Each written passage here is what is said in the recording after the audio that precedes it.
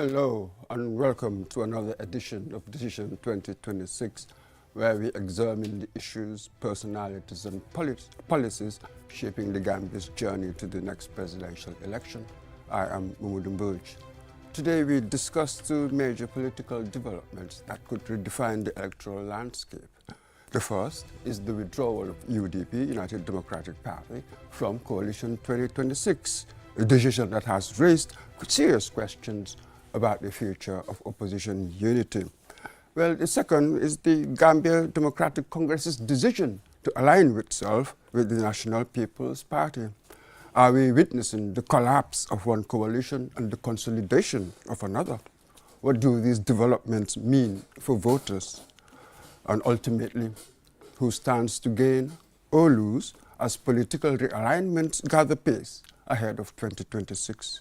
Joining me today, my panelists, the usual pair. Aliou Ceesay, the journalist who sort of goes behind the headlines of stories, and today will help us separate facts from politics. And on my extreme left, I've got Ibrahima Dabo, never short on perspective. He brings experience, analysis, and a fresh take on the road to Decision 2026. Panelists, welcome.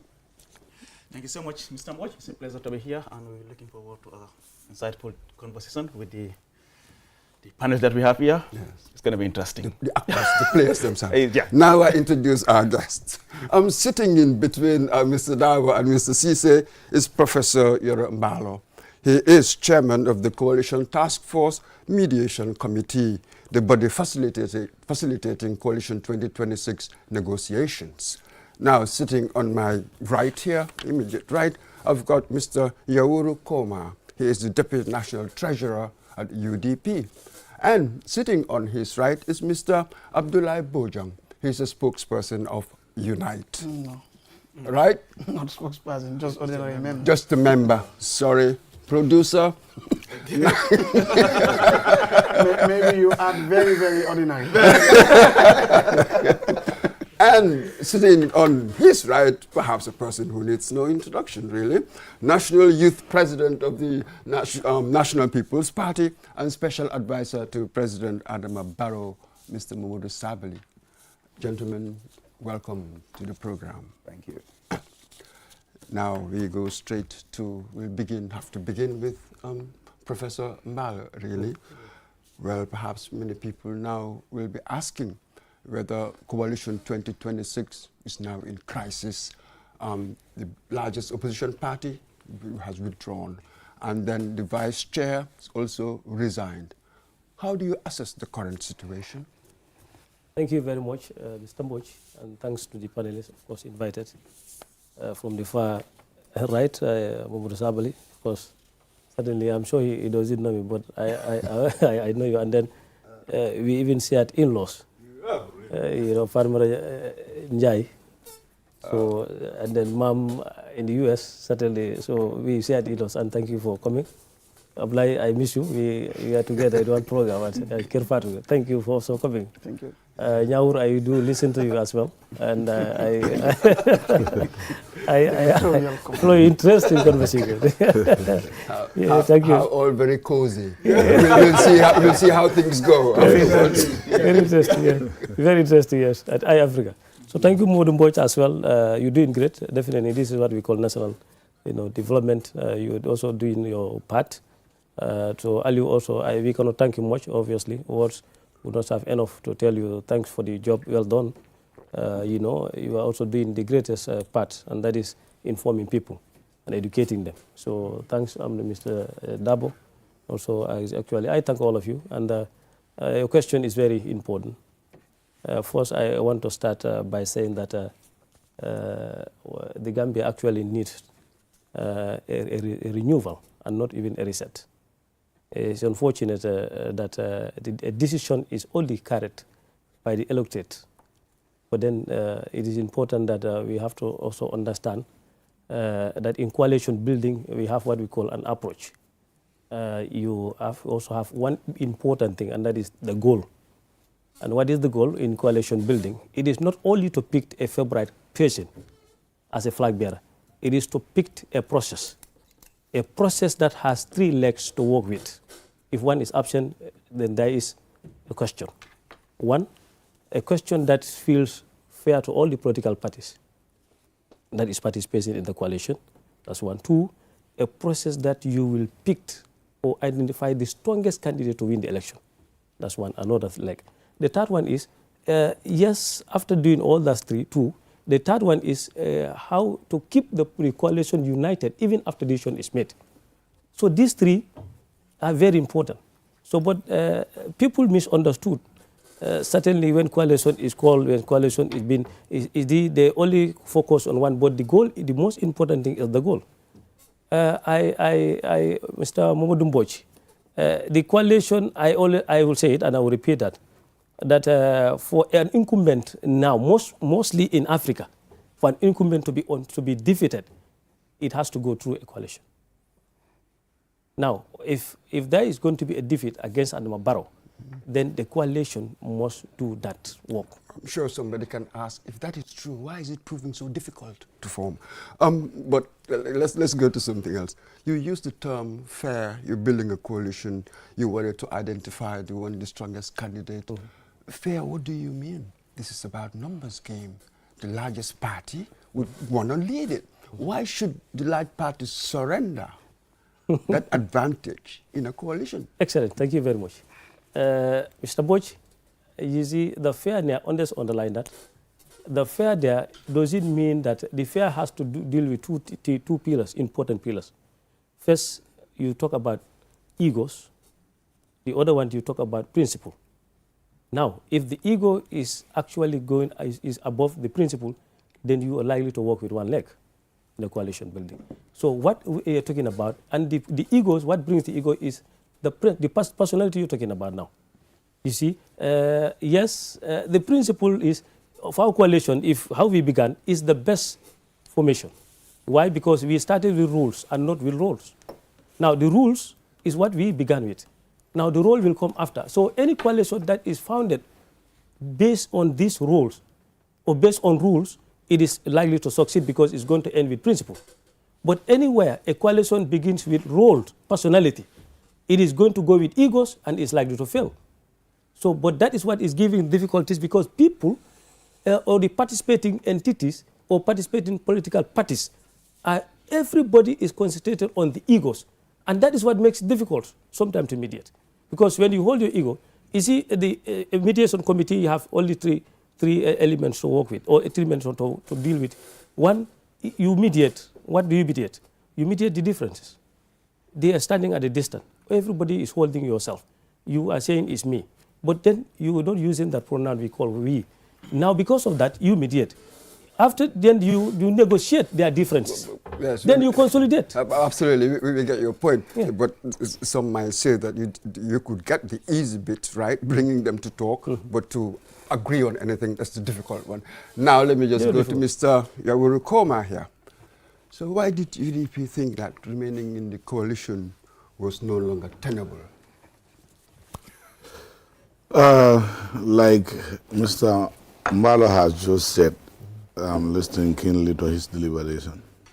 When you're looking for fairness, it has to start with people, everybody participating in the coalition to know their stance, their strength, and they put the egos aside and accept.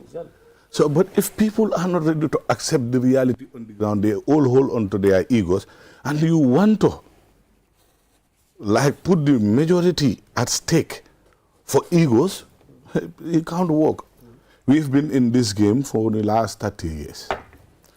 If it is going to be like an institution or a school, we are the encyclopedia of politics, especially opposition politics in this country. Whether you like it or not, this party called the UDP gave birth to all majority of the key political parties in this country, including the incumbent, the NPP. So if you are talking or you are in a discussion with a stakeholder like that, we didn't come with and it has to be clear.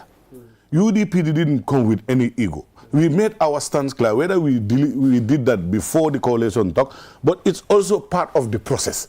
Everybody has to be asked the way you think the model that should be developed to be adopted in the consensus building.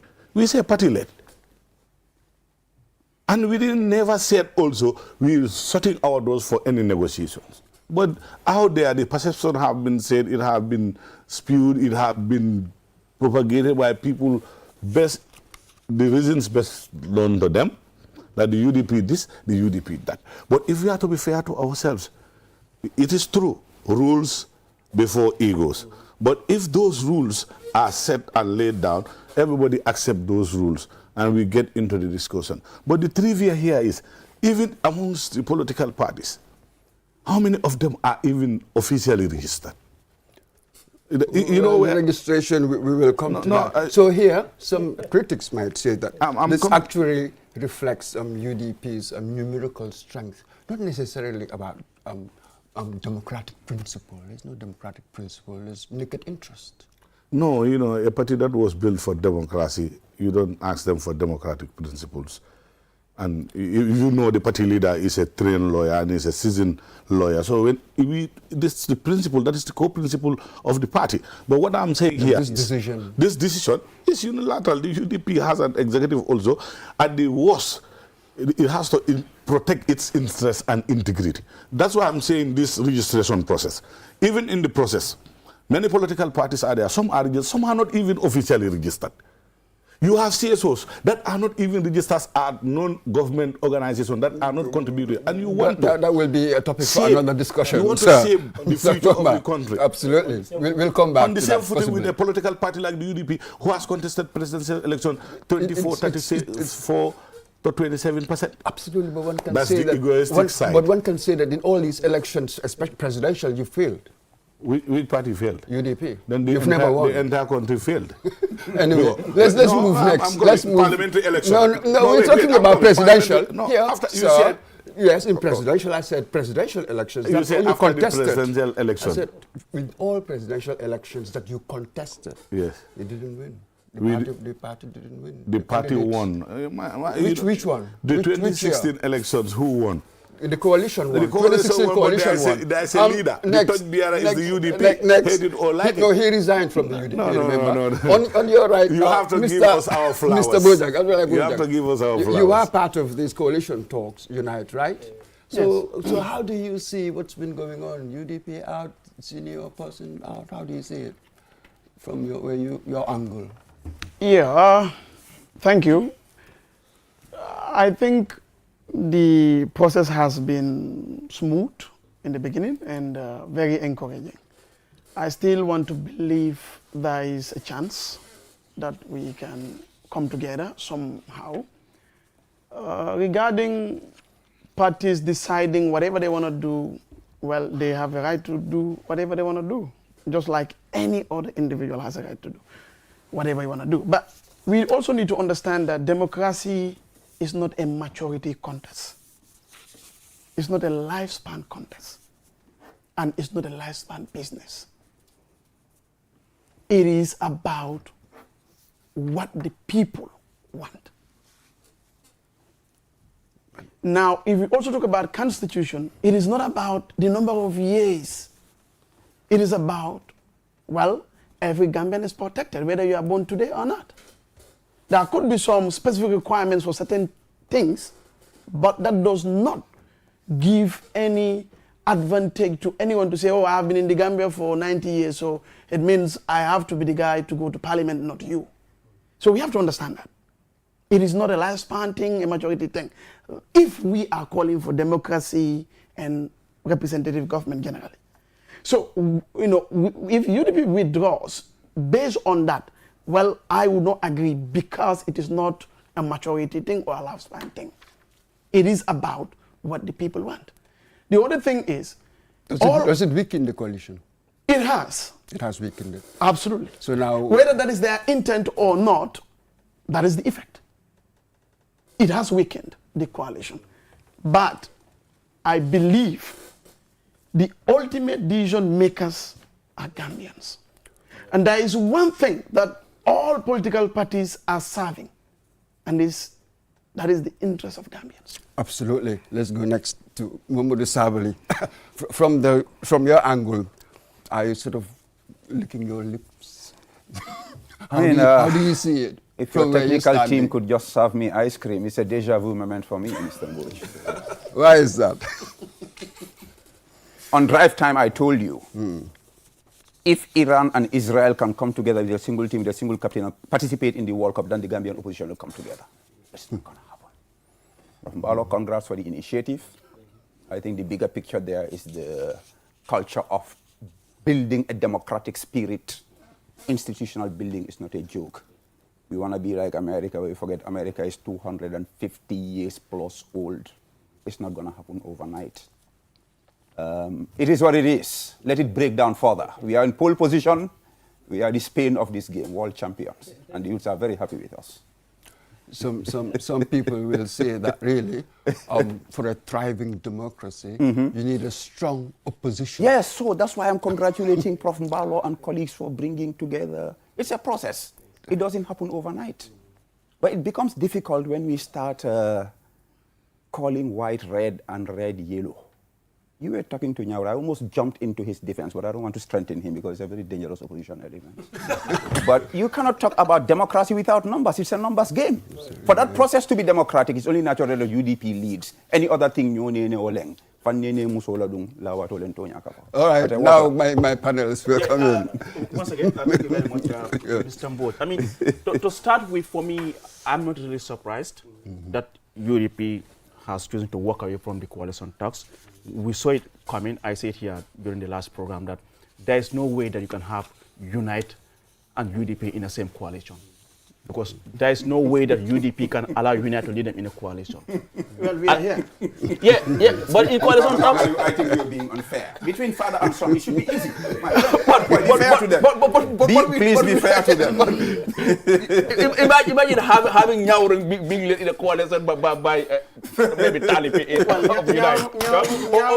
or maybe Campaign for Talib. So it's What I did for Talib, I can tell you, I can bet you nobody did for him. Exactly.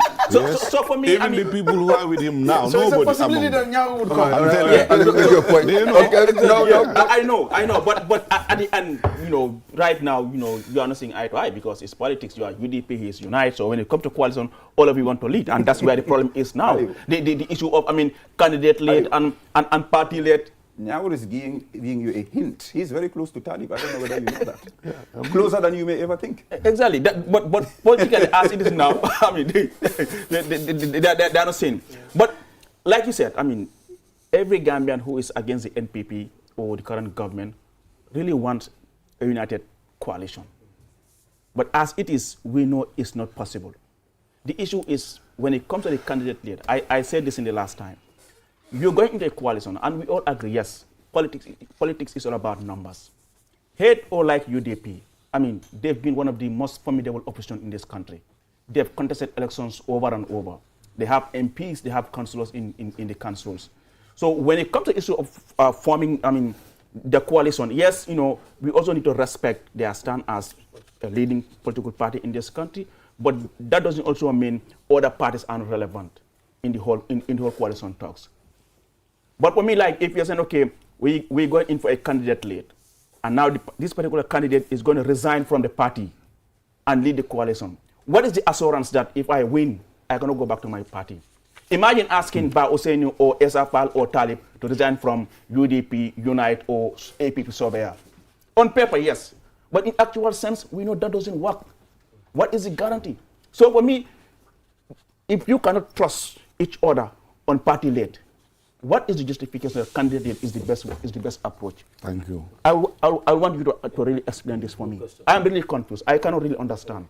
You'll help you. If you cannot trust each other on candidate led, why party led? Why candidate led? Can I say something? Yeah, no, well, you ask me first. Let Prof first. Yes. Yes, thank you very much, Aliu. That's a very important question. And I, who chaired this, in fact, during the adoption of this model, that is this candidate and party led, it wasn't met me here, and I had to tell Mr. Diba to chair it on my behalf. I was in Turkey. I went there for a conference, UN conference. There this, MUN, so I was a rapporteur of the program. Okay. So when we stress these two important things. In fact, we have only two approaches to use this. even when we started, since on the 18th of April, that we will go for consensus by negotiation. If that fails, because they signed the documents, they signed the frameworks. If that fails, we go for voting. But the voting will be the last option, because voting divides. That is what we understood. And this model, it was voted. The model, it was voted. Now, the one that carried the majority were the one that said, okay, candidate-led. The one that carried the majority said party-led. So these voting records were kept until when I came. Then the motion was moved for adoption. And we wanted to, in fact, still go in for negotiation. But it was difficult because the records were there. We could not do anything with the record. But what did we do is to adopt the thing. And exactly that was our fear. If very importantly, the candidate-led and the party-led, we have countries all over the world. They either use party-led or candidate, but in between, there's a very important one. If you want not everything to divide, you can now bring hybrid. But it is led now, the hybrid. I want to understand hybrid. How does that work? Exactly. It is a combination of the party-led, you using the party-led structure to govern, but you use the candidate-led to win the election. That's the face.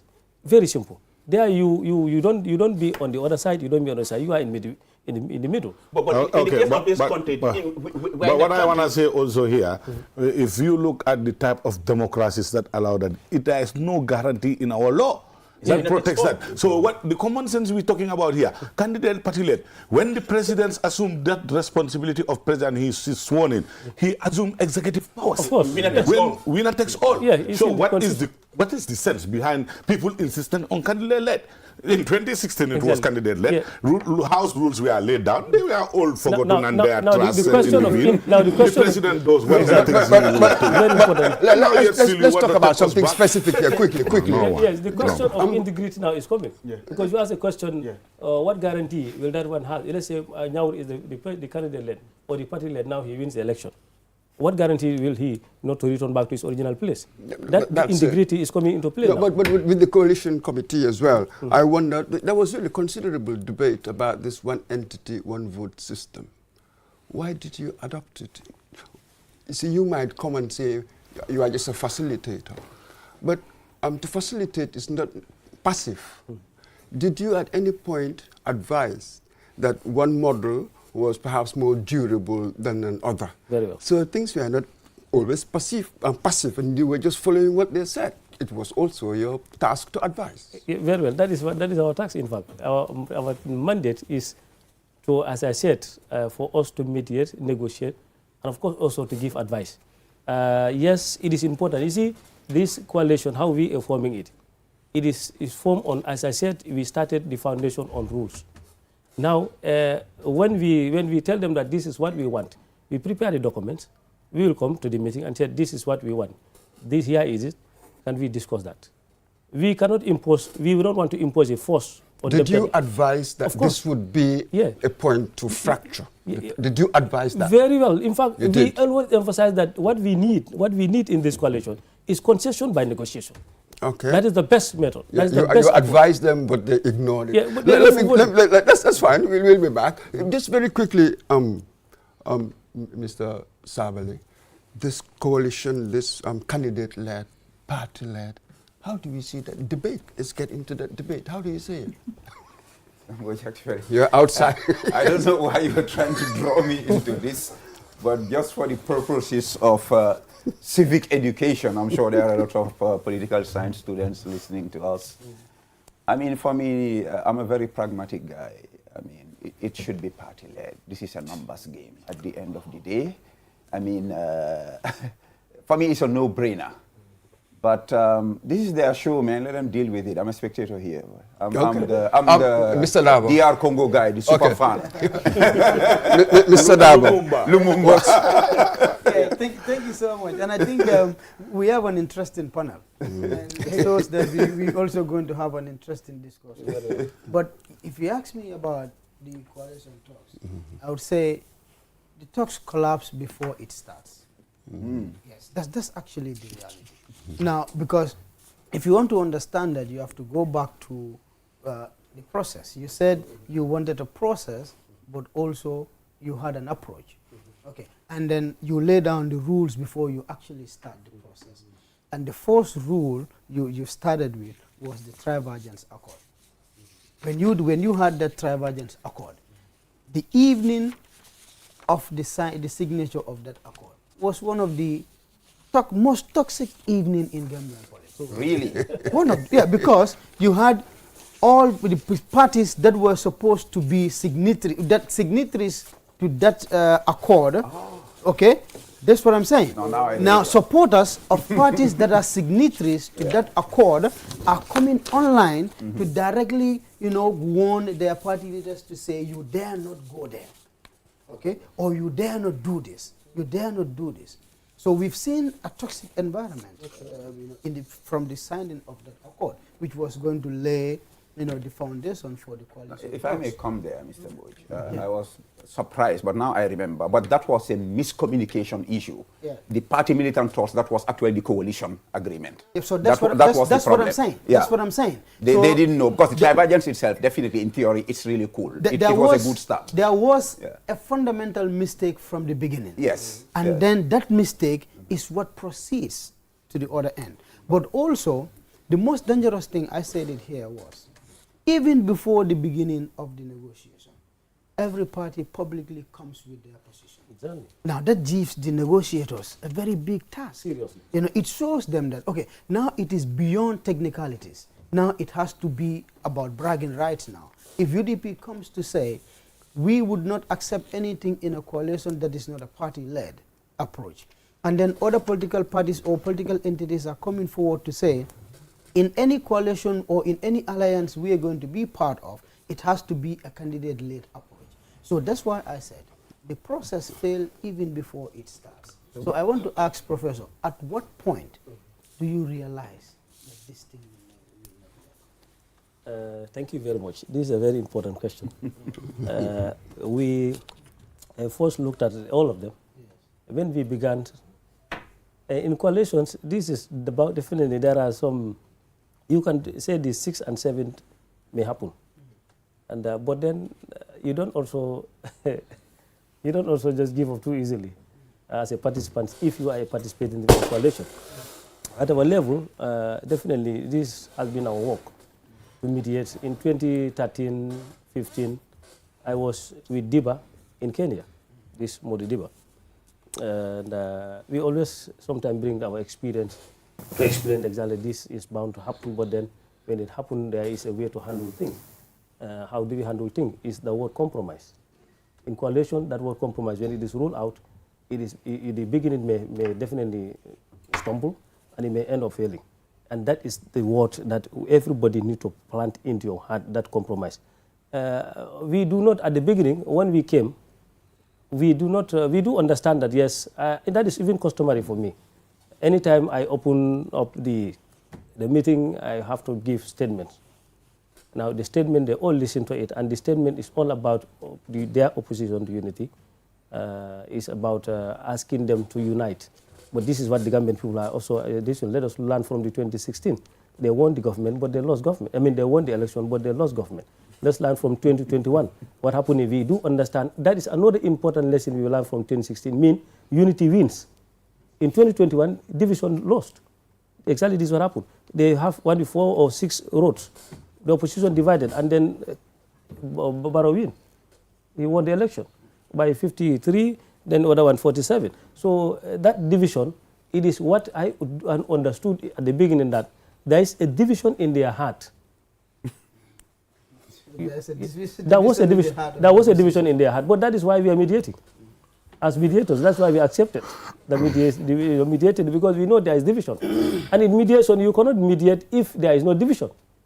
If there is no differences.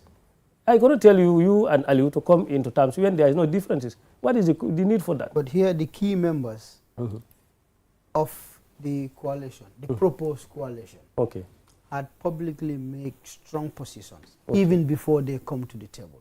Now, at the table, you want them to have a compromise. Exactly. At the back of that strong public utterance. Okay. What did you see you know, did you see anything that this group of people or parties have in common that motivates you to say at some point we will reach an agreement? Yes, we have that. If you look at those who were taking their position to say that this is what we want, we have seen that. We have negotiated all coalitions like that. This is what we want. Now, this group will hold to say that this is what we want. Without this, we will not. This will also say this is what we want. Without this, we will not. Now, the most important thing is to bring them together. Now, what do we show? We show that, yes, we have to accept that their position, their relevance, everybody has a structure. For example, UDP, they have the structure, but that is the truth. I always say that, look, let us accept the reality. You see, when in any negotiation, the truth is you have to speak what is true. You cannot just be supporting what is false and then you expect to get positive out of it. You must be truthful in your negotiation. Yes, some parties, their stage are different. Sorry, I'm sorry. Some parties, their stage are different. I expected that the differences could have been definitely put together if they have put their egos behind them. But that is the point here. But sometimes differences can be irreconcilable. Very. You're reducing it to just egos. I'm not so sure about that. Now, to you, what's the lesson you take from Coalition 2016? Was it that coalition politics failed or the political actors failed to honor their commitments? Mr. Mboch, it is easy for everybody to understand the writing is on the wall. The political actors fail. So this is why when it comes to confidence and trust, that's why people are having doubts. Exactly. It's not about the situation or whether the foundation is there or not, but it's the actors. Who to trust and why? Because look, when we break this thing down, we should be fair to ourselves. Everybody has a stance. Everybody know that. Since some people, they register differently, you know that you have a divergent opinion about the way you want to rule the country from the UDP when you registered your political party. And secondly, some parties are not, I am always insisting, they are not even registered. This CSOs that we're talking about, you want to decide for the Gambia how the Gambia is governed. When you are not even a non-government organization that is registered, you've not contributed anything in this country. You want to hold the country at ransom because of what? You think political actors like UDP will accept that? You want to make decisions, and you are asking for all of us to be equals. That's it. So now... That is never possible. Granted. So now one can ask... The act of asking... Mr. Koma, this is what happens. you've made your point. So, but one can ask... To treat all people equally, that is not equality. That is not equity. We are not equal anywhere. Okay, granted. And so, Mr. Koma, please. Can I, please. Mr. No, but you've made your point. We got the point. So what kind of coalition would you support? It seems as if you want a coalition, but under your own terms, that you will lead it, right? No, to treat the unequals equally is an injustice. We are not saying so all on our own terms. Parties are not equal. If it is on our own terms, we will not come to the table. We'll say we don't want to discuss with anybody. We have never said that before. And one thing we should understand, as Ibrahim have just said, there was this Trivergence Accord. It was a peace broke between political parties. But you know what happened? After everybody has their own stance, that Trivergence Accord was signed. Honestly, I don't know of all the political parties. But UDP, especially the people who used to go to platform, were all called and addressed. There was not a single day we started attacking opposition political parties within the accord. But within 2 weeks, leaders of political parties went to platforms to start calling numbers don't matter, size don't matter. That is where the breakaway starts. You know, we all had our stance before. That's true.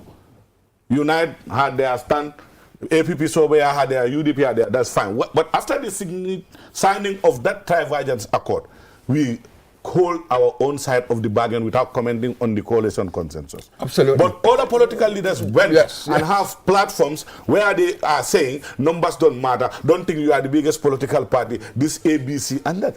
That is defeating the purpose of coming together, and their egos were up. Okay, thank you very much. That's the fact. That's the fact. Mr. Bojang, you are the new kids on the block. I mean, in married as well. Well, time will tell. Yes.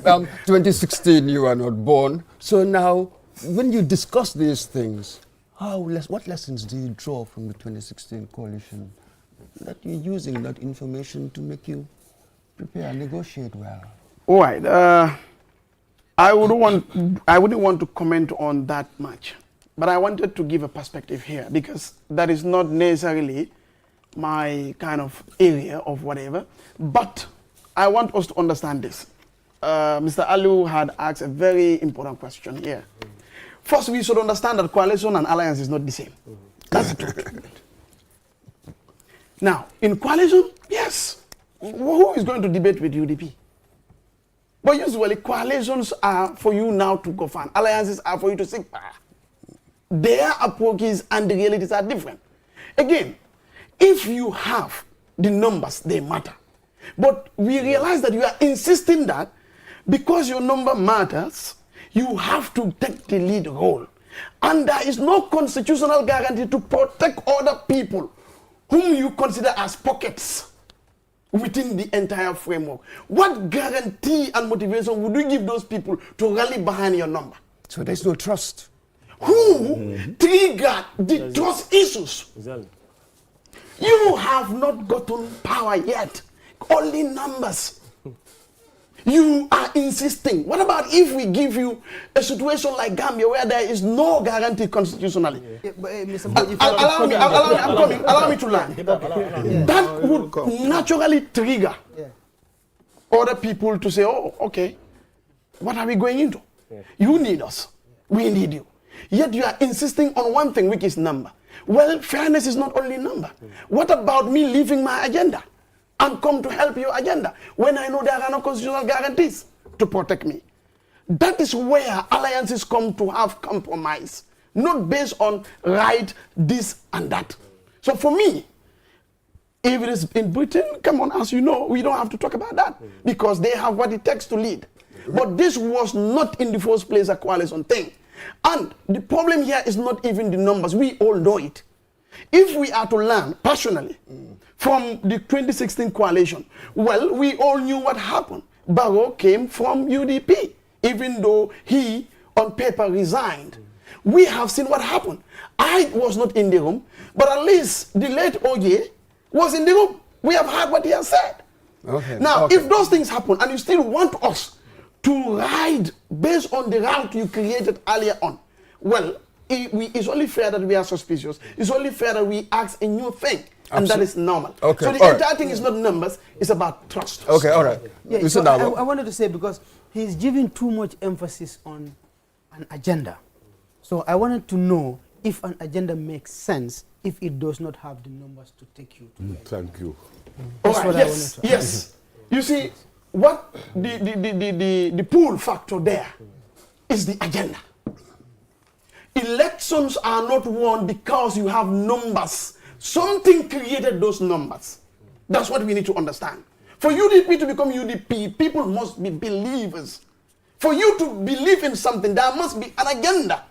And that is why part of what we propose as people who comment, we said, you know what, even if you are bringing these people, all of them have different agendas. Why not this coalition participating whatever entities look at what is it that we need as a country? 5 things. That No, but we will what now- I'm saying, before you go, for the sake of time, what I'm saying is, Yeah. I have this agenda. It's the best agenda. He has this agenda. It is a weak agenda. And the population buys into this weak agenda.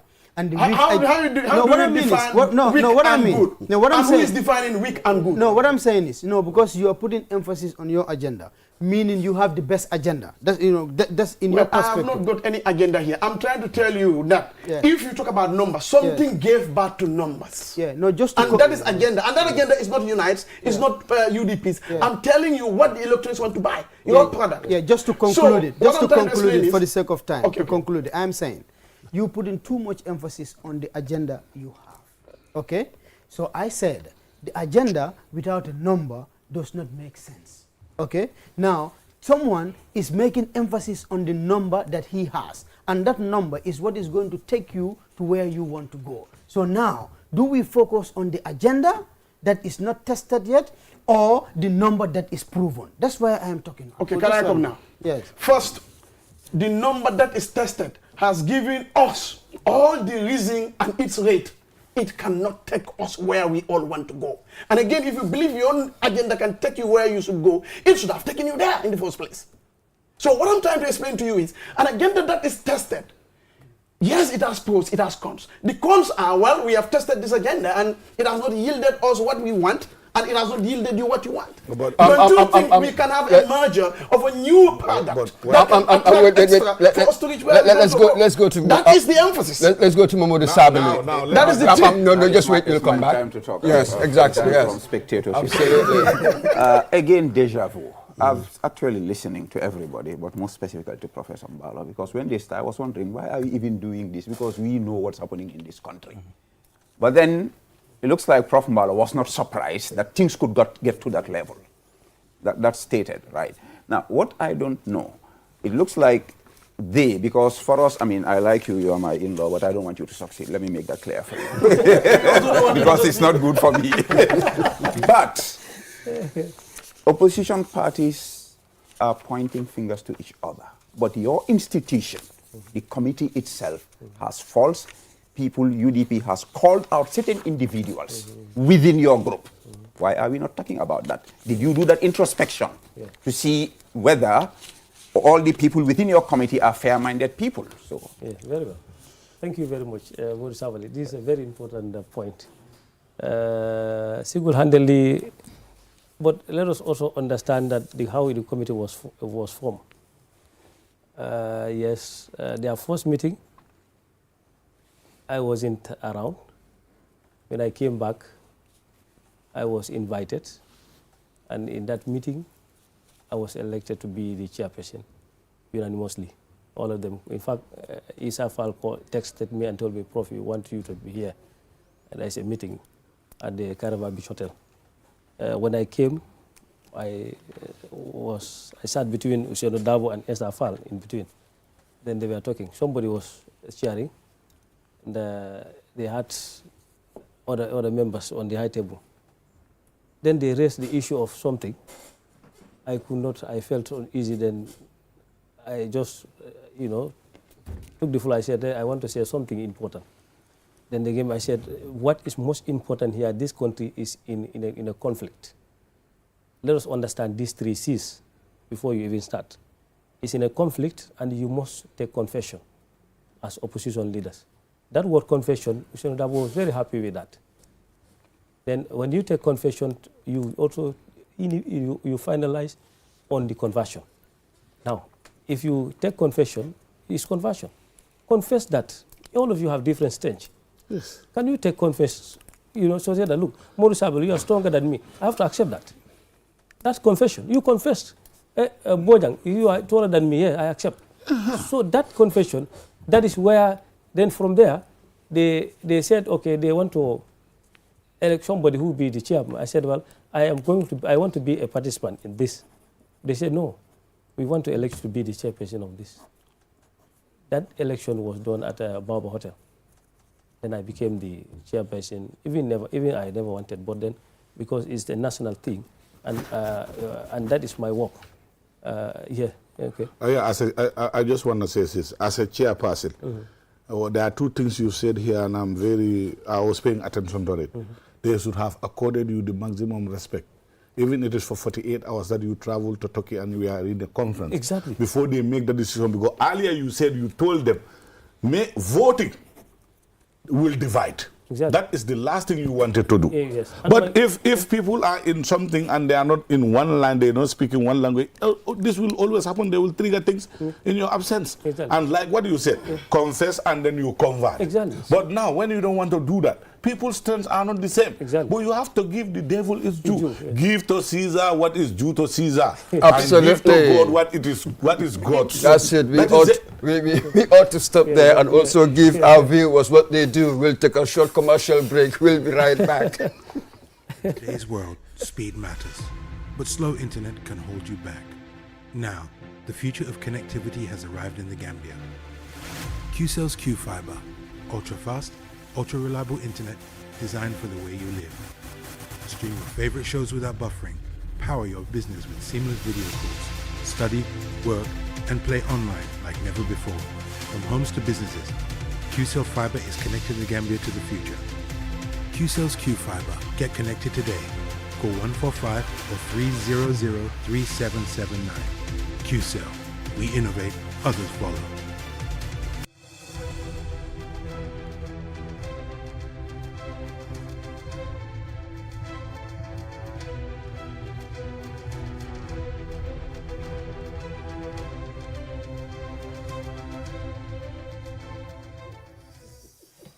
Hello, welcome back to Decision 2026. Today we are talking about the coalition talks, UDP's withdrawal from Coalition 2026, and the alliance of the Gambia Democratic Congress and the National People's Party. Now, this is the second segment. So we agree that with the coalition talks, it has weakened, but hopefully it wouldn't be fatal. While the opposition is experiencing, it seems, internal divisions, the governing side appears to be consolidating support. The Gambia Democratic Congress has aligned itself with the National People's Party. Supporters describe it as political maturity. Critics see it as a further fragmentation of the opposition. Let's just take a look and listen. As political leaders, we must constantly ask ourselves one simple but profound question. What is the best for Gambia and her people? Politics should never become a prison that prevents leaders to make decisions in the best interest of our country. Leadership requires courage not only to oppose when necessary, but also to cooperate when cooperation can bring greater benefits to our people. This is not surrender. This is not political weakness. This is not abandonment of principles. This is statesmanship. This is political maturity. This is leadership. That was Mama Kande there, the leader of GDC. Politics, not a prison, haven't surrendered.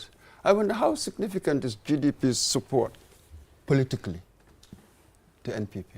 And they are the kingmakers in this game with a whopping 100,000 votes plus added to the psychological effect.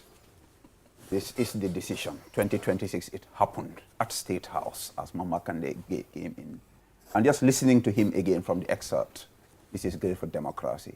This is great for our process of building a republic in the making of a more perfect nation, as the Americans would say. That's the hat trick that's giving us the World Cup. We are the Lamine Yamals of this game. Barrow is very happy. Somebody can say that here perhaps they're just interested in winning alliances. What policy objectives do you share? Quite interesting. If you actually listen to Honorable Mama Kande, he gave a very long, comprehensive speech. With personally sitting down there listening, being a public speaker for almost 3 decades, I thought it was inappropriate for the moment. But Mama knew what he was doing. He was not there for sound bites. He knows he has a political career spanning the Jammeh era to now. He has a political base that any objective person must respect. And Mama knows that it is a decision that a lot of people would not understand, that a lot of people would try to attack him for. So he explained himself, he explained his party's policy, he explained his policy positions, he explained the concerns he has coming into that alliance. This was one of the greatest political speeches I ever heard. Listening to Mama at that point, if people listen to him by their mind and not the heart, Mama had reasons to come based on principle. He made the right decision and he made sure he explained himself. Whether people understand or not, that is left to them. But Mama, like I said, I thought the speech was too long, but he knew what he was doing. He has answered your question in his speech. Okay. Mr. Bojang, I think GDC was part of the coalition, wasn't it? The coalition talks. So when you suddenly heard or you saw that they've moved over to the other side, what did you feel? How did you see it? You have to underline one thing, they left before us. Okay. Yeah, Go on. Yes. No, we had left before the official. We are following the official. No, you know, establish the timelines. Who left first? Well, Go on. statesmanship is not convenience. statesmanship is not speeches. Statesmanship is conviction and the general good. The fact that we are in politics, we also have to understand that we are also in a nation. And there is permanence as far as countries are concerned. We will come and go as human beings.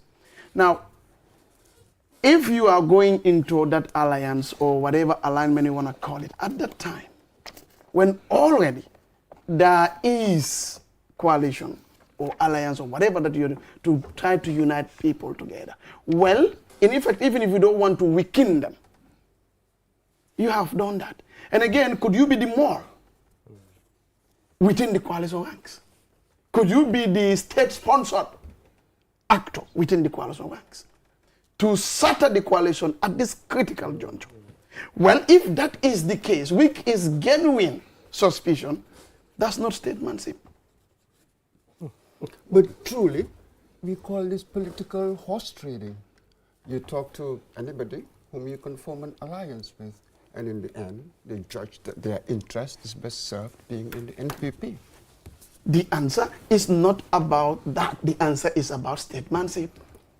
So you can So in define, terms of you're defining statesmanship According to in him. your According to him. own way. Yeah. Prof, let's come in can here. I add this? Okay, This you is may. killing our democracy, especially popular democracy. I thought it's That is making it not dynamic. in the interest Anyway. of this republic. Prof, quickly, you're dealing with the opposition coalition. Coalitions generally, how do you see now the governing sort of coalition? Is it easier forming a governing coalition than an opposition one, in your experience? Yes, it's easier the other side, and that is to say, okay, it depends on the environment. You know, Gambia, unfortunately, we have this presidential system. And what is most... What makes that unfortunate from America? Yeah, well... Someone from America. Okay. Don't mind me. Yes. So, and let's look at, let me just say this very important thing. I said 2016, I wasn't here. I said Gambians will vote President Yahya Jammeh out of office because they will have what we call a vote of anger. And this is what is going to repeat in the Gambia. If the incumbent is going out of office, people are going to vote on anger. And I can tell you that you can put on record now and keep it. The Gambian people, whoever they are voting out now, will be based on anger. If the coalition succeeds and they form their coalition and they go to election, let's look at first the importance of what is the scorecard. But first, what information are you relying on to assert that they're voting with anger? Very well. Thank you. If you look at what the Gambian people now are actually facing, they have 3 C's that is really disturbing the Gambia. 3 C's. The first one is the cost of living. Even though the government of the Gambia is really going to the people, or people are saying that they are doing what is best, but the people that are on the ground, that are in the interior, they are really suffering. And the Gambian people, or the government of the Gambia, do not even know that they are suffering. Now, that Prof, I have to say this, Prof. You're sounding but you're sounding so academic. Well, 3 C's, 3, absolutely. But here, when you're negotiating, pragmatism is really what gets you through. Yeah. Not knowing all the theories about stuff, but the skill, isn't it? Yeah, I know. And this pragmatism. Exactly. This is where you're facing it. Now you're facing the pragmatism of politics, practical politics. I'm driving at a point. That is my area. Yes. I analyze politics. In fact, I did leadership studies. All right. You know, at the terminal level. That's my PhD, you know, because focus, let me just tell you this, the leadership studies with a special focus on social behavior, leadership and development. Now, differentiate those things. You get to understand people when you face them. especially on social behavior. What is most important now, the Gambian people will definitely have an election on audition if they fail to embrace the coalition and not on referendum. I'm sure after the election you said, the Prof said this in our TV, the audition will not help the Gambia. We archive things. Yes. Okay.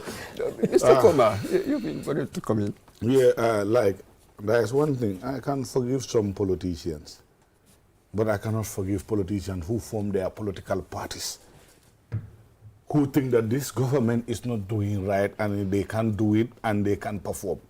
Suddenly, after a period of time, you just metamorphose. You change your cut. What are the reasons? And, you know, there's one thing, going to somebody, it's your civic and democratic right. Nobody is discriminating against that. But you cannot see all the wrongs in a person for only a short while, then you just sieve to him without telling us reasons. But you quote governments is like that. I wonder, what is your interest? What is the country's interest? Mama is not telling us that. One mama says to Adam, I can tell you no political leader said so much like that to Adam and about Adam. Like what? About Such as? Adama can't lead, Adama can't win, Adama doesn't understand government, he has no direction, he is a failed president. That he, Mama Kande, will never build his house just to erect that house and break it and leave that to go to somebody else's house. That's why people believe in him. In 2021, he said the election was stolen. Barrow doesn't win like the way he's supposed to. And today you are telling me you want to work with him. You are contradicting yourself. He'll change his mind. No, you can't change your mind. But why not? In politics, we change our minds all the time. You see, with the coalition, you join, then you change your mind. There's one thing that you said, pragmatism. Yeah. I believe in that. I believe in the ideas. Politics, there is a permanent friend, there is a permanent enemy. When you say things, you know, there are two facets in this discussion. Like he said, he's an ordinary member of Unite, or he's the campaign manager of Unite. When he chooses his part, I can condemn him for certain things, but he doesn't own that political party, or he's not the leader. He is not the face. Mama is the face of GDC. He said a lot about them, about this man. He contested 2 presidential elections. That he is convinced that Adama can do it right. He is the one who can do it right. If he has to change, even you have to go there. Tell us the reasons, but don't just have a speech randomly like this. Tell us, I want to contribute to it. How? Because in those days, even you are at opposition. I'm opposition, but I'm still contributing my quota towards Nasara. You've asked how. You've made your point. I think we've got the point. Let me just curtail this and end it with this. One sentence, please. It's very important. We are the Africa. We cannot do small. It is very important for Gambian politicians to understand that people are not to be toiled and played with. You cannot gather people and you convince them they join you.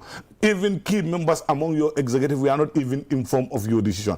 Tell us it is for material gain, it is for whatever personal gains. Because integrity... You've made your point. Integrity we've got it. in politics. Yep. Integrity like political leader. Let me just... No, we've got your point. You've made your point. No, Mr. Mr. Koma, you've already learned it. No, this one I have to say. You've already learned no, it, wait, sir. let me say this one.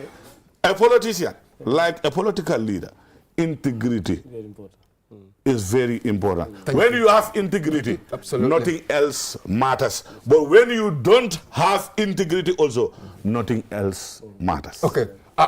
Before, please, you'll come in. Mr. Sabali, you have to come in now. Yeah, absolutely. Very much unfair to Mama Kande. And I'm sure he did not listen to Mama's speech in its entirety. I think it's one of the most comprehensive, convincing political statements I've ever heard. Politics is a numbers game. We all want to get to the presidency, to govern. That's why we get into the political parties. It's not an end in itself.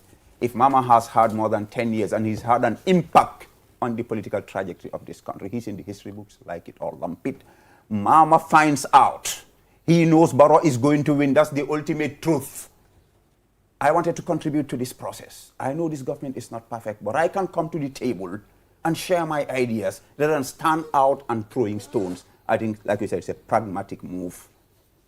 Politics is politics. From the Jawara era to now, it has not changed. We had people whose names became synonymous with PPP, but they were the chief lieutenants of Pernjar in UP. PPP metamorphosed into APRC. When the change happened, other political parties came up. UDP, in as much as they hated everything that had to do with APRC, they courted APRC kingpins to come and strengthen their party. Why? Because they wanted to get that presidency so that they can govern. Okay. What Mama has done is normal. And I specifically, superlatively, commend Mama Kande for coming up with a comprehensive thesis, very convincing, irrefutable, as to why he actually joined the alliance. But very quickly, no, but very quickly, how would you respond to this? That from 2016, that momentum he came with, I think in the elections, did he have 17%, something like that? Yes. In the National Assembly, there were 4 or 5 members of parliament. But gradually, he's been hemorrhaging support when we look at SEPRAS, surveys, and all of that. So now, no support really. How do you remain relevant? You join the governing alliance. How would you respond to that? So be it. Mama's support has been waning, but Mama still has a base that's going nowhere. Mama just did the pragmatic thing in the interest of the Republic, for peace, for progress, for unity, and for socio-economic stability. He did the right thing at the right time. But panelists, come on. One second, yes. So, Mr. Mboj, you asked this gentleman a question, and I was listening. Unfortunately, he did not finish. I was interested in what he was saying about his thesis. Yeah, I really wanted to. Anyway, that's just Well, that was the procedural academic stuff, which has come up against the hard rock of reality, it seems. Just an observation. So first, I want to disagree with both Mr. Savali and Nyao. How can you do that? At some point. Okay? No, I cannot agree with all of you. It's a dynamic on table. one thing. Yes. Okay. So I am not I'm disagreeing with Mr. Savali's first point that Mama's alliance with NPP strengthens Gambia's democracy. Of course. It does not strengthen Gambia's Kills it. democracy. It weakens the opposition, and a weak opposition means a weak democracy. That's where I don't agree with you on that point. Okay, so I don't agree. I don't agree with Nyauru on his point about Mama, because if you look at what he did the best decision for himself. That's the best he could do at this point. And if you want to understand that decision, you have to, again, take cue of what Mr. Mboj is trying to say.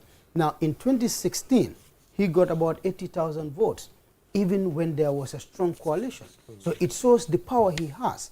And then in the subsequent parliamentary elections, he got 5 MPs in the National Assembly, which also strengthens his power once again. And his popularity increases in 2021 presidential election, when he got about 105,000 votes. So from 80,000 to 105,000 votes. Now you would realize that this person is moving on an upward trajectory in politics. But something dramatic happens in 2022. He lost all the 5 parliamentary seats he had in 2017. So that is the beginning of his popularity coming down. Downsliding. And today, as we speak, Mama has no parliamentary candidates. And record shows that he has only 2 councillors within the local government structures across the Gambia. Okay, the Mama that we see, the philanthropist Mama we see, is no longer the Mama we are seeing right now. Okay, it could be that some people believe that he might even be having problem with the finances of his party, because they don't see the prospect that they see in him before. So now, if he is to make a decision at this point to be relevant in the political scene, and he looks at the opposition coalition and said, the chances of me leading that coalition are very slim. Probably I might succumb to a newcomer in Gambian politics. And psychologically, that is not good for me. And that is not good for my image as well. Why not I join the ruling party, rekindle my political relevance, but equally have less financial burden, because it is the richest party in the country. Sorry, Okay. Just hold the thought. You'll come in. Thank you very much. It's going to be very short, please. If you gotta. Yes, just what I want to say here is, Ibrahim, you don't heard me. I said if you go there, you say, tell us it's for personal reasons and is this. Like you say, we'll accept that. but not for country. That's what I'm saying. That's what I'm underlining. Secondly, I think you are making a mistake here. What Mama got in 2016, that's 89, he got that less than that in 2021. You know why? Mama was in alliance with APRC, not alliance. You are forgetting that aspect. Yes, even in that presidential election, Mama only won in all the 5 constituencies in Foni. Yes. To tell you that 105 is not Mama's alone. I can tell you half of but that. he was the no, face. wait, I was not saying he was not the face. Okay, we got the point. Talking about the upsliding, Yeah. he's downsliding. You know why? After the 2021 presidential election, 2022, Mama lost 5 seats that he had before. Noto Alliance won 5 seats. Yes. What is that telling you? I got your new ones. 105 is for Noto Alliance. Yeah, yeah. Also, we got the new ones also there, important clearly, new ones. Yes. clearly, the 5 seats he won and the 5 seats the APRC NATO Alliance wants are in contrast, because APRC Alliance won those seats at a place where Mama will never win. An MP election. No, I'm not saying MP elections. This is presidential. When they made that merger, He that lost is the between 5 APRC seats to and Noto Alliance. They NPP. signed an MOU with President Jammeh. Yes. That is the time he got the highest number in Foni. He won all the constituencies in Foni Yes. during the presidential elections. Yes. That's why. I think for me, I mean, I'm telling you the numbers. Okay. What do you think the 89 he had is build the momentum? No. That's an interesting point. Downslide since. No, that's an interesting point. Yeah, I think for Hello. me somehow both of you are trying to get it wrong somewhere else. You know, you cannot use the National Assembly to determine whether Mama is still formidable or not. We saw what happened in the last presidential election. NPP doubled what UDP had. But when it comes to the National Assembly election, from Banjul to Kalaji, they won only 1 seat. So we cannot use the National Assembly because, okay, Mama has lost maybe 5 of his National Assembly seats. He is not relevant. We are not using that. Okay, but to be honest with you, yesterday I was there, and when I saw Mama working under the carpet with the president, I even asked Savali, is this the original Mama Kande or is the photocopy that we are saying? It's a double.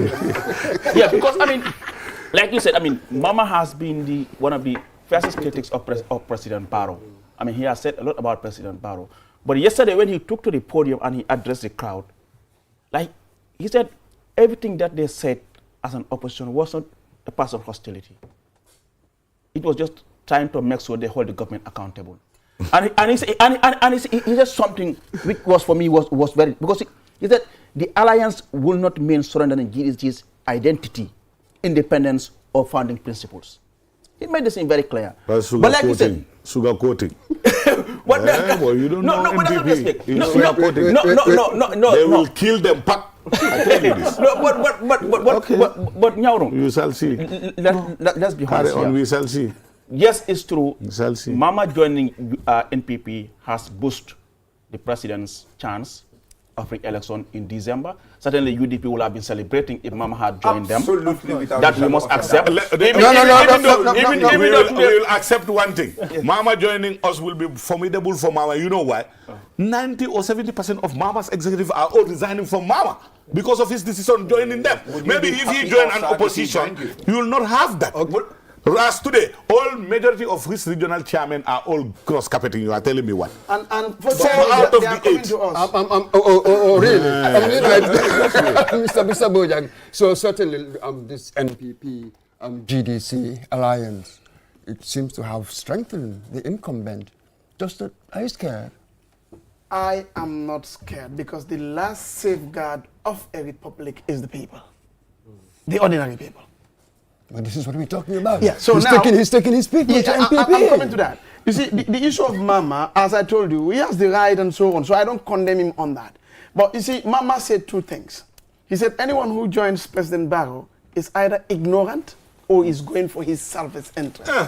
Now, based on that, well, who am I to say otherwise? He was wrong then. Oh, fine, but then... But he's right now. No. Okay, I'm coming again. The other thing is, the appeal and the common sense in all this is the common guy. That's why we call it a republic, the ordinary individual.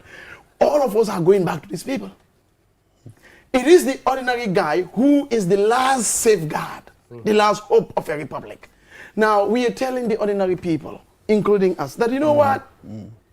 Please safeguard, protect your republic from not only collapsing in its spirit, but the democracy and all what accompanies it. Look, So if that's- President Barrow is absorbing people who should hold him to account, as he puts it. Who is going to hold President Barrow to account? So that is at stake, He Mr. is a Sabali. threat to our Mr. democracy. Sabali, Now, come in. President Barrow is a threat. Okay, He okay, all has right. answered your question. Okay. He is scared. You know, I'll just pick Well, up. what's the idea? It's your answer. But I'm saying, Congratulations. You heard your answer. Thank you. Let me tell you. I am scared because President Barrow is killing the very essence of the republic. But I am hopeful that the ordinary masses of this country will protect it. Okay, Picking up Mr. from where Sabali. Alun dropped it. Looks like Mama is the golden boy of this game. And I mean, really, pragmatic evidence. In the first by-election in Nyamina, UDP courted him. They brought him into an alliance for that particular one, and they were happy. At that time, Mama was good, he was honest, he was patriotic. When Talib Bensouda went, no, let me learn, Nyaur. Nyaur. It's always different for you guys. Mama said it yesterday.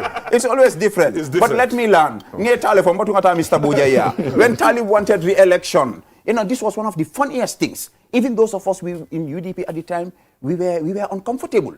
Mama endorsed Talib as a candidate, but refused to endorse UDP in that local government election cycle. But at the time, for Talib and co, Mama was good, he was honest, he was patriotic. Now that he comes to us, as Mama himself expects, he's against the spirit of democracy, he's weakening. You know what? This dude is the golden boy of contemporary, and we are going to build a golden statue at the entrance of Jimara. Mama, yeah, champion. You are very happy. Mr. Sambo, I beg to differ from what Mr. Sabali said, his opinion, his position. The position he said is very different. We're talking about somebody who has been critical of the ruling party and the incumbent. It's not like UDP, who are also in those days want to remove the incumbent. It's two different issues. And what he said about Adam, I said, is more critical than anybody I've ever seen. He said there are two types of people who are with Adam. It's either who will join Adam. It's either you don't understand issues, you are a fool. No, we've got that point. Or You've made the point you are earlier. there for your pocket. You know, you've made the So point which earlier. one is this? Let him be tell. The golden boy, He made an the golden error. Now he's boy, rectifying it. the Jimara golden boy should be able to tell us whether it's for his pocket or he's now been fooled by the Messi. Listen to his speech in This is full. what he's saying. Just hold on. I'm listening to the president here. President is even Simply about political cooperation, political convenience, purposely to win elections, as many may believe. For taking this important decision boldly, I commend Honorable Mama Kande and the GDC leadership, and it demonstrates genuine commitment, putting national unity above partisan interest. The NPP leader welcomed the GDC and its supporters into what he described as a growing political family, stressing that the alliance will be built on mutual respect, consultation, and a shared national vision. National People Party NPP is positively ready and willing to work with all sincere Gambians. You are all very warmly welcome. Feel at home. That's an interesting one there.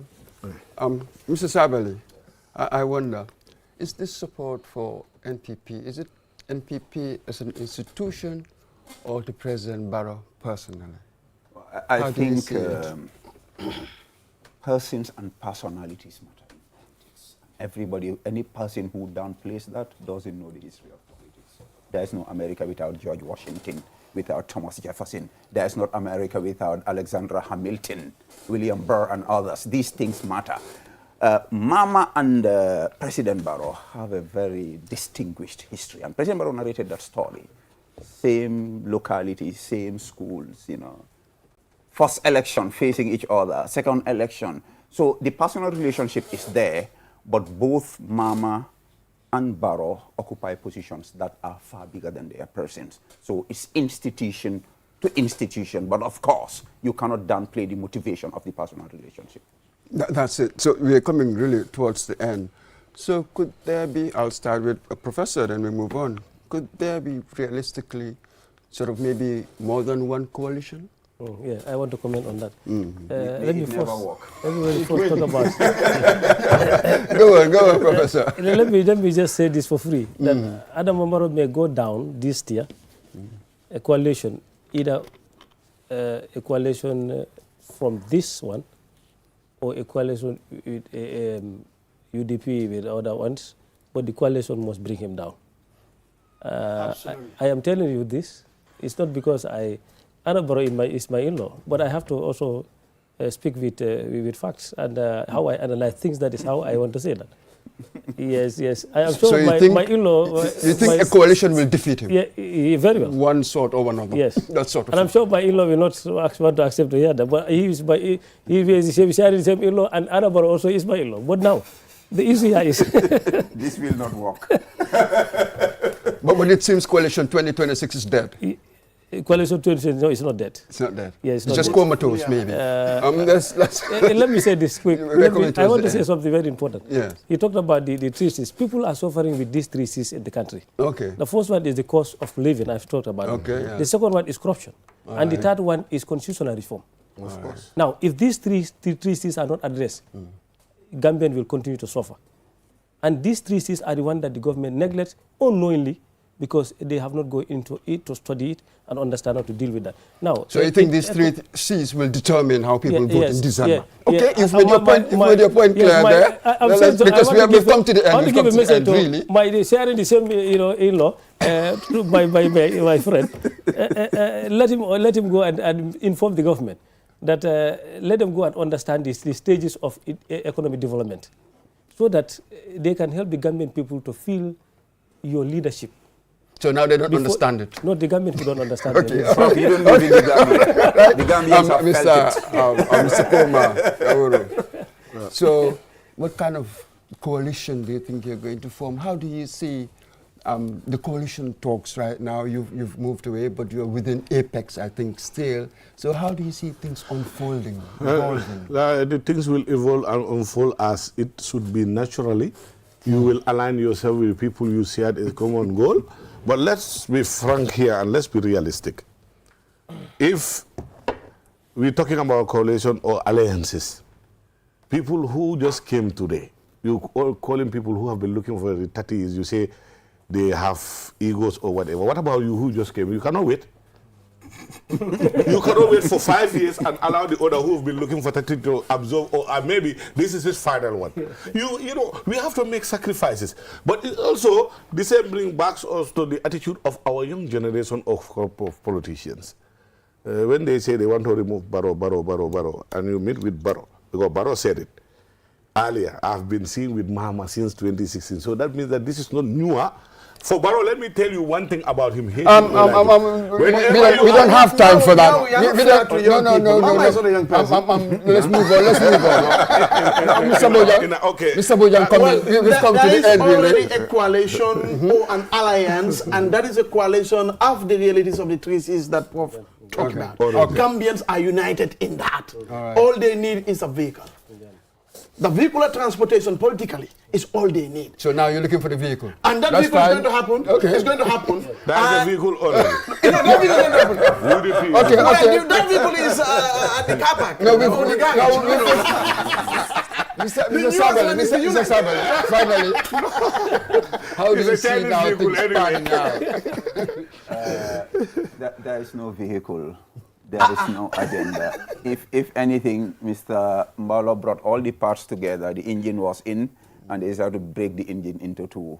It's going to take another generation to fix it. So congratulate President Barrow. Bring my ice cream and cake.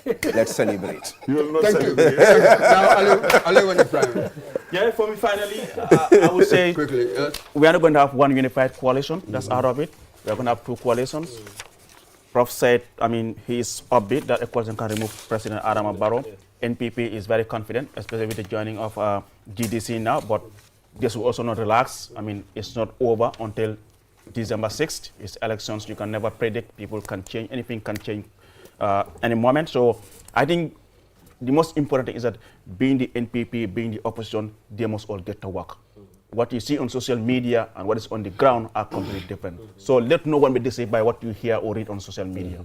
What happens on the ground is completely different. So you must all get to work. Mr. Dabo, quickly. I believe Coalition 2016, Mr. Mbalo, unfortunately, is dead. I believe.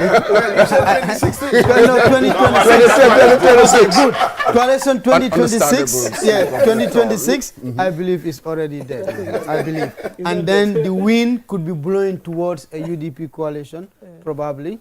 And Okay. a unite If one. UDP could lay a proper framework for such a coalition. We will. But the also another fact is that Mama joining NPP creates a big chance for Unite, because some of his prominent party members are in disagreement with his move, and they could see Unite as a place. The only That's it. viable That's a option. good way to stop it. Thank you very much, Ibrahim Adabo. And thank you, Professor Yorobala. Thank you, Ali Sise. Thank you, Yaoru Koma. Thank you, Abdullahi, Bojang, and Mamadou Sabali.